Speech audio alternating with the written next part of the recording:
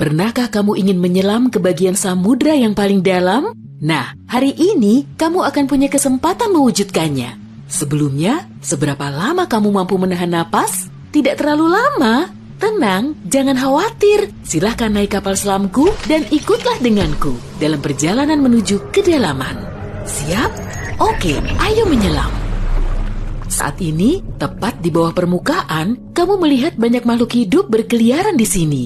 Banyak sekali ikan dan hewan laut, serta halo, orang-orang yang sedang berenang melambaikan tangan ke kita. Tapi kita tak akan berlama-lama di sini. Dadah! Pada kedalaman 20 meter, ada dunia baru yang terbuka di depan matamu. Terumbu karang dangkal tumbuh dengan indah tidak jauh dari pantai. Dan hey, kita bertemu banyak orang lagi di sini. Tapi kali ini, mereka adalah penyelam scuba. Tanpa peralatan khusus ini, tekanan air di kedalaman ini tidak ramah bagi penyelam biasa. 40 meter adalah kedalaman tempat kita berpamitan, bahkan kepada penyelam rekreasi. Ini adalah batas maksimum yang diizinkan untuk mereka. Selamat bersenang-senang, teman-teman. 60 meter, dan kita bertemu orka pertama. Paus ini mendiami perairan yang relatif dangkal di hampir semua laut dan samudra di dunia. Tahukah kamu bahwa orka adalah predator puncak? Artinya, orka tidak punya musuh alami dan tidak ada yang bisa mengalahkannya. Pada kedalaman 70 meter, kita bertemu dengan hiu paus, spesies ikan terbesar yang diketahui dunia dengan berat mencapai 60 ton. Umurnya pun lumayan panjang, semoga panjang umur selalu ya. Hiu paus bisa hidup sampai sekitar 130 tahun. Sekarang, lihatlah keluar.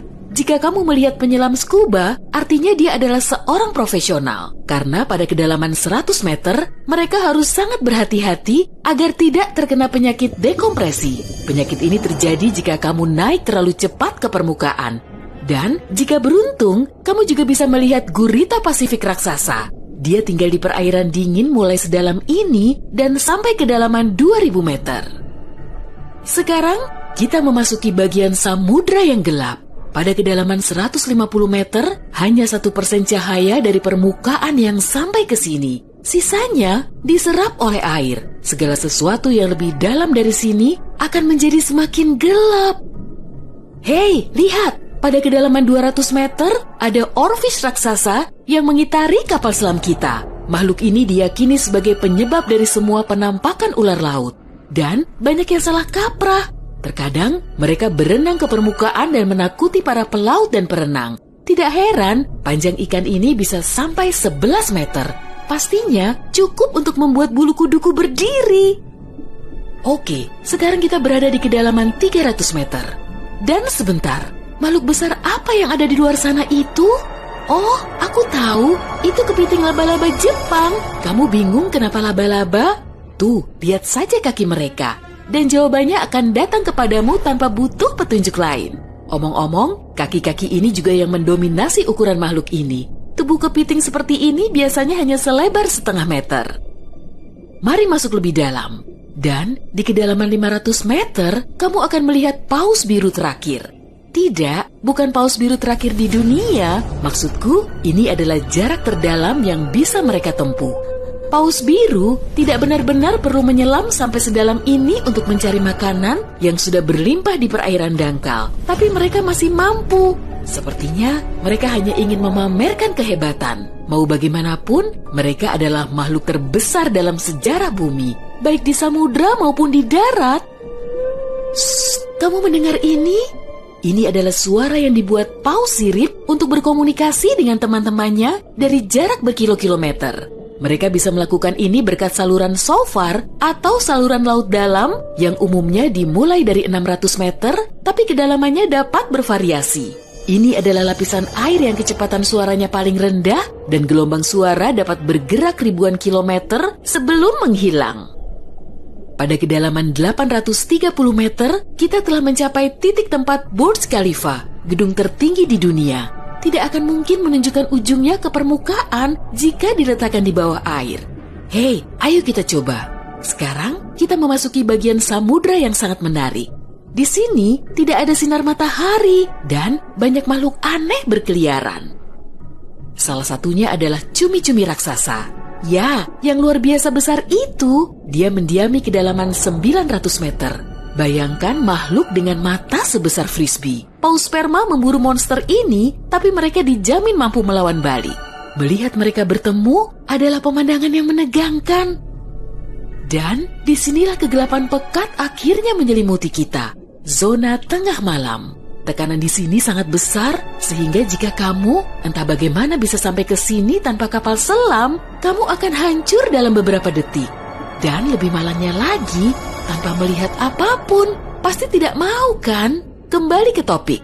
Di kedalaman 1100 meter terdapat Mata Barat, salah satu gunung berapi samudra terdalam di dunia. Letusan terakhirnya terjadi pada tahun 2009. Dan bahkan direkam oleh kendaraan yang dioperasikan dari jarak jauh. Di kedalaman 1280 meter, kita melihat hiu putih besar yang ganas. Predator ulung ini adalah jagoan di kedalaman ini. Penglihatan mereka agak buruk dan mereka bergerak menggunakan indera penciuman. Jadi, mereka sama sekali tidak membutuhkan sinar matahari untuk memburu mangsa. Aku tidak melihatmu, tapi tetap akan memakanmu. Selain itu, penyu belimbing, penyu terbesar di dunia, menyelam di kedalaman yang sama. Apa mereka sengaja menyelam sampai sini untuk bermain dengan hiu putih besar? Wah, lihat jala-jala besar itu. Kita sekarang berada di kedalaman 1500 meter, tempat metode penangkapan ikan bernama menangkap semua digunakan. Jala di sini akan diseret di sepanjang dasar samudra, menangkap apa saja yang kurang beruntung di sana. Mengenai seberapa merugikannya metode ini bagi kehidupan samudra, biar kamu sendiri yang menilai. Pada kedalaman 1830 meter, jika berada di Grand Canyon, kita akan duduk di titik terendah dan terdalamnya. Bayangkan semua curug di sana terisi penuh oleh air, maka seperti itulah pemandangan di sini. Nah, jika kita benar-benar berhati-hati, pada kedalaman 2000 meter, kita akan melihat ikan naga hitam. Makhluk yang bagaikan muncul dari mimpi buruk ini tinggal di bagian samudra yang dalam dan gelap. Dan percayalah padaku, lebih baik dia tetap di sana. Bentuknya mirip makhluk dari film horor dan aku lebih suka jika kita tidak berpapasan dengannya di permukaan. Pada kedalaman 2250 meter, kita harus berpamitan dengan paus sperma. Ini adalah titik terdalam yang bisa mereka selami. Dan mereka memang tidak punya urusan untuk menyelam lebih dalam lagi. Mungkin kalau mereka berburu ikan naga hitam, atau justru mereka yang diburu. Mustahil, perbedaan ukuran mereka terlalu besar. Panjang paus sperma bisa mencapai 19 meter, yang menjadikannya paus bergigi terbesar di dunia. Tidak banyak makhluk laut bisa melawannya. Semoga kapal selam kita punya lampu sorot yang kuat ya, karena tanpanya kita tidak akan bisa melihat keindahan terumbu karang samudra dalam yang super indah di kedalaman 3000 meter. Terumbu karang ini dapat ditemukan di setiap samudra dan sayangnya tidak bisa dilihat tanpa peralatan khusus untuk menyelam di samudra dalam. Oke, mari terus melangkah lebih dalam. Dan di kedalaman 3.700 meter, kita mencapai kedalaman rata-rata samudra dunia. Mulai sekarang, perjalanan menuju kedalaman yang sebenarnya dimulai. Dasar samudra rata-rata telah kita lewati, jadi sekarang saatnya menyelami celah terdalam. Pada kedalaman 4.500 meter, monster dari mimpi buruk terburukmu muncul di sini. Anglerfish misalnya, akan membuat siapapun bergidik ngeri. Giginya yang panjang dan bengkok, serta antena di kepalanya untuk memikat mangsa, sudah cukup untuk menimbulkan rasa takut, bahkan di hati orang-orang yang paling berani. Tapi yang lebih mengerikan, mungkin adalah makhluk yang disebut swallower hitam. Itu adalah monster mirip belut yang memiliki perut super elastis dan mampu menelan mangsa yang ukurannya 2 kali lipat. Lihatlah ke bawah, dan kamu akan melihat bangkai kapal terdalam yang pernah ditemukan. SS Rio Grande di Atlantik Selatan yang tenggelam pada tahun 1941 dan mencapai kedalaman 5.760 meter. Tidak heran, kapal ini baru ditemukan 55 tahun kemudian. Sekarang, bagian samudra terdalam dan tergelap dimulai. Kita menyelam ke Palung Mariana. Menurut pengukuran resminya, Palung Mariana dimulai pada kedalaman sekitar 6.000 meter. Ini adalah area yang paling jarang dieksplorasi dan paling menarik bagi para ilmuwan dan petualang. Apa yang ada di dasarnya? Baiklah, kita akan melihatnya. Tapi selagi masih dalam perjalanan, aku akan menunjukkan hal-hal lain yang ada di sini. Misalnya, ini adalah ikan terdalam yang pernah ditemukan. Namanya ikan siput. Dan dia tinggal di kedalaman 7.900 meter. Tubuhnya tembus cahaya sehingga kamu bisa melihat menembus kulitnya. Ya, untungnya kita tidak mematikan lampu. Bentuk makhluk mungil ini ternyata sangat imut bagi makhluk yang mampu menahan tekanan sekuat ini.